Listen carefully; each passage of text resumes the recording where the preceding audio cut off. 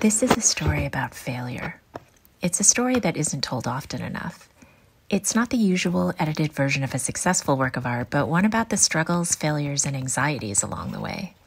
It started with a simple assignment to create an album cover. I've done this before, so you might think it would be easy for me, but for some reason I had a creative block, and this one was a struggle the whole way.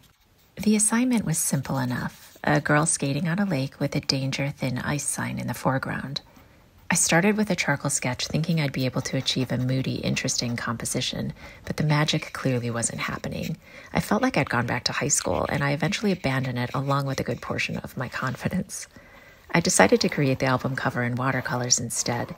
It's the medium I've been using the most this year, and I thought it would help my confidence. I had some fun experimenting with masking fluid to create different textural effects. I often get comments from people who are beginning or frustrated artists asking how long it takes to become proficient at art. And the truth is that you can create art your entire life and still continue to grow and continue to have failures. Vincent van Gogh sold one painting in his lifetime. Walt Disney declared bankruptcy and was rejected over 300 times before achieving success. And Georgia O'Keeffe suffered from anxiety so crippling that she had to be hospitalized.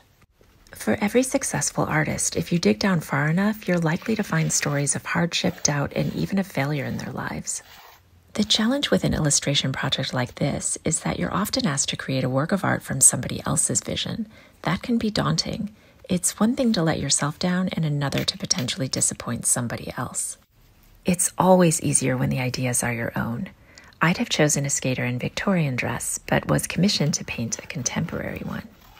In an ideal situation, I would have had an icy lake nearby. I'd have taken photos of my daughter skating across it to get clear references of the scale and proportion of the scenery, as well as some convincing poses. But it was England in October, and my daughter was away at uni. So instead, I relied on a combination of photos, memory, and experience, and that caused problems for me. In the end, I abandoned the watercolor painting too because the skater was too small. I turned to oils, which are my first love and more malleable. I don't think references are talked about enough in contemporary art. If you ever visit Rembrandt House in Amsterdam, you'll see that he had an entire room filled with props and costumes that he used with live models to pose with them. Yet somehow today, many people think that artists should be able to intuitively draw things from their imaginations. For most artists, that's not the way it works. It takes years of drawing and painting from life to be able to draw something lifelike without a reference, and even then, it usually is more convincing when a reference is used. So please don't become frustrated when you see artists creating masterpiece after masterpiece online. Remind yourself that they too experienced failures along their journeys and probably still continue to experience them. You're only seeing a small part of their stories.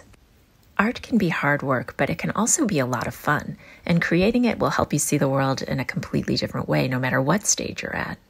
You wouldn't expect yourself to be able to perform surgery without studying medicine, and you shouldn't expect yourself to draw or paint perfectly without practice, and lots of it. So just remind yourself to have fun along the way.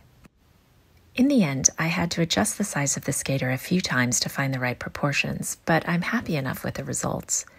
It took 3 failed attempts, a lot of research, a fair amount of anxiety, and several days of self-doubt to get there, but I finally did. If you're stuck on your own art journey, remind yourself that you can too. I believe in you.